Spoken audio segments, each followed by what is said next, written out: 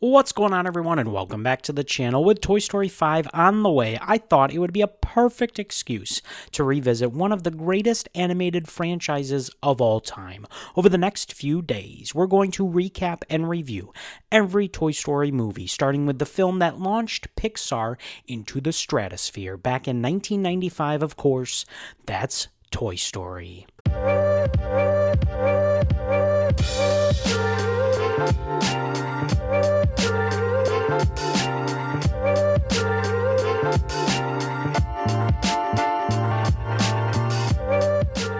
Now, I don't think it's an exaggeration to say this movie changed animation forever. Not only was it Pixar's first feature film, but it was also the first fully computer-animated feature film ever released. More importantly, it's still a fantastic movie all these years later. You're my favorite deputy. The movie introduces us to Woody, Andy's favorite toy, and the leader of the toys that live in Andy's room. Everything seems to be running smoothly.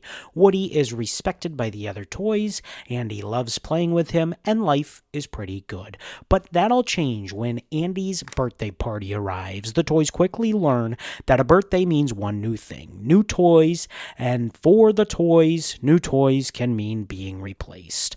Woody tries to keep everyone calm, but deep down, he's worried too. The fear becomes reality when Andy opens up his biggest present, or his last present, and that is Buzz Lightyear. I am Buzz Lightyear. I come in peace. Buzz instantly becomes the most exciting thing in Andy's room. He's got flashing lights on his wings, a laser pointer, catchphrases, and everything a kid could want out of a toy. Of course, one of the best twists to this all is that Buzz doesn't even realize he's a toy. He genuinely believes he's a space ranger on a mission to protect the galaxy. As Buzz becomes more popular, Woody starts feeling pushed aside. For the first time in his life, he's no longer Andy's favorite toy, and jealousy begins to get the best of him. And yes, that song is playing in my head as I am saying the words. What makes this movie work so well is that Woody isn't perfect. He's not the hero simply because he's the main character. He's selfish at times, makes bad decisions, and lets emotions control him. Eventually, one of those bad decisions sends Buzz flying out of Andy's bedroom window. The other toys immediately blame Woody, as they should, and suddenly the toy who used to be everyone's leader becomes the biggest outcast. Trying to fix the solution, Woody ends up outside the house with Buzz, and the two begin a desperate journey to get back to Andy before the family moves away. Okay, come on. You want a piece of me? Just an iconic scene right there. Along the way, they find themselves at Pizza Planet, one of the most memorable locations in the entire franchise. There, they encounter arcade games, the famous claw machine aliens, and plenty of chaos as they try to get close to Andy. Of course, things don't go according to plan, and before long, they find themselves trapped in the house of Sid, Andy's next door crazy neighbor. Sliding it! Hit the dirt!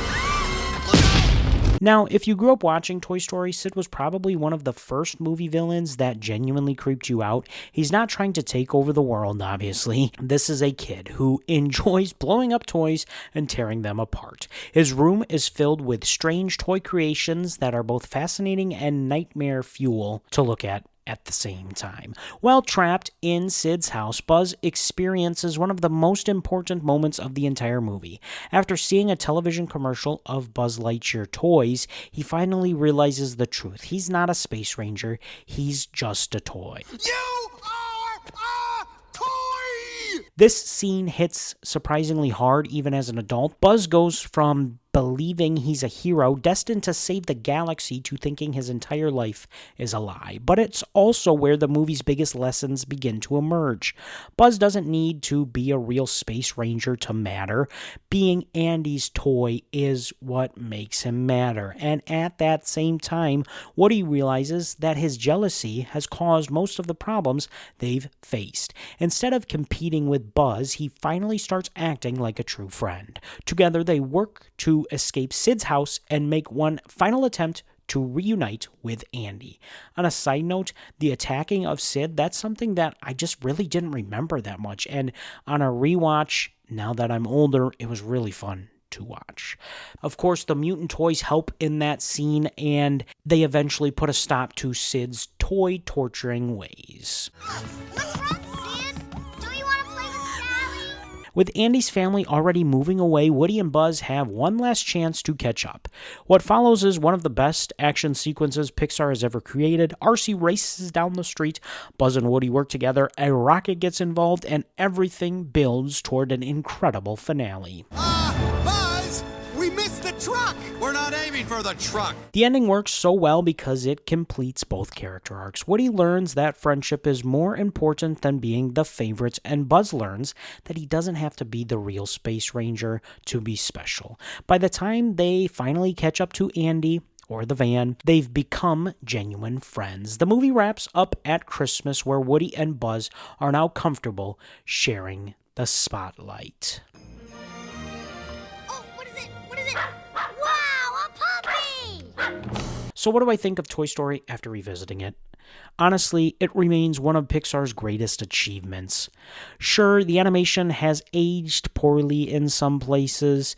That's unavoidable for a movie that was released in 1995 and really cutting edge for its time. But the storytelling, the characters, the humor, and the emotional moments, they hold up incredibly well. Woody is still one of Pixar's best characters because his flaws make him relatable. Most people can understand the fear of being replaced or feeling left behind.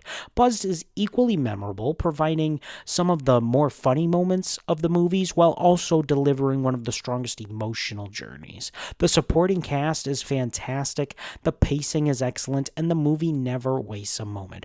Most importantly, it establishes the heart and themes that would carry the entire Toy Story franchise for decades. Even after all these years, Toy Story remains a movie that both kids and adults can enjoy for completely different reasons. And if you'd like to know where I rank it in my Toy Story franchise, you gotta stay tuned this week as we get through all of the videos, all of the movies rather, including the new one, to find where it gets ranked.